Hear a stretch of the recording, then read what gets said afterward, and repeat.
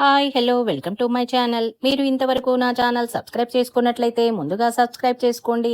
Already చేసుకున్నట్లయితే please like చేయండి, share చేయండి. పూర్ణాలు అమ్మవారికి చాలా ఇష్టమైన నైవేద్యాలలో ఒకటి. చక్కెర పొంగలి, పూర్ణాలు, పులిహార, వరలక్ష్మి వ్రత నాడు ఈ నైవేద్యాలను తప్పకుండా చేసి పెడతారు. ఇప్పుడు పూర్ణాలు ఈజీగా ఎలా తయారు చేయాలో చూద్దాం. ముందుగా గ్లాసు బియ్యంకి 1 గ్లాసు మినపగుండ్లు వేసి ముందు రోజు నైట్ నానపెట్టుకోవాలి. ఇప్పుడు పూర్ణం కోసం 1 కప్పు శనగపప్పు తీసుకుని 2 కప్పుల వాటర్ యాడ్ చేసి 3 విజిల్స్ వచ్చేంతవరకు ఉడికించుకోవాలి. 3 విజిల్స్ తర్వాత పప్పు ఇలా ఉడుకుతుంది. వాటర్ అసలు లేకుండా చూసుకుని ఈ పప్పును ఒక మందంగా ఉన్న గిన్నెలోకి మార్చుకుని 1 కప్పు పప్పుకి 1 కప్పు బెల్లం తురుము వేసుకోవాలి.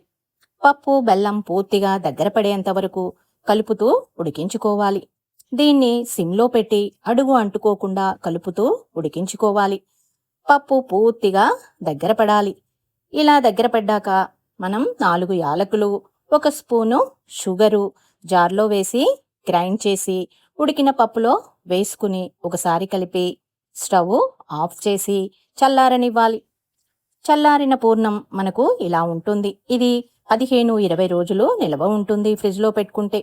మీరు పూజ రోజు హడావుడి కాకుండా ముందు రోజు కూడా చేసి పెట్టుకోవచ్చు. ఈ పూర్ణంను మనకు కావలసిన సైజులో ముద్దలు చేసి పెట్టుకొని పూర్ణం డిప్ చేయడానికి పిండి కోసం మార్నింగ్ నానిన పప్పు బియ్యంను పూర్ణాలు చేయడానికి హాఫ్ ఎన్ అవర్ ముందు జార్లో వేసి మెత్తగా గ్రైండ్ చేసుకోవాలి. పిండి కొంచెం సాలిడ్గా ఇలా గ్రైండ్ చేసుకోవాలి. అప్పుడే పూర్ణం విడిపోకుండా రౌండ్గా వస్తుంది. ఇందులో హాఫ్ స్పూన్ సాల్ట్ కలిపి పక్కన పెట్టుకోవాలి. పిండి హాఫ్ ఎన్ అవర్లో పొంగి పూర్ణం క్రిస్పీగా వస్తుంది. ఆయిల్ వేడెక్కాక పూర్ణం ముద్దను పిండిలో ఇలా డిప్ చేసి మెల్లిగా ఆయిల్లో వేసుకోవడమే. అంతే, ఇలానే మనకు కావలసినన్ని పూర్ణాలు చేసుకోవచ్చు. పూర్ణాలు ఇలా లైట్ బ్రౌన్ కలర్ వచ్చాక తీసేయొచ్చు. చూసారా ఎంత బాగా వచ్చాయో? మీరు ట్రై చేసి అమ్మవారికి నైవేద్యంగా పెట్టి ఆ అమ్మవారి ఆశీస్సులు పొందాలని కోరుకుంటున్నాను.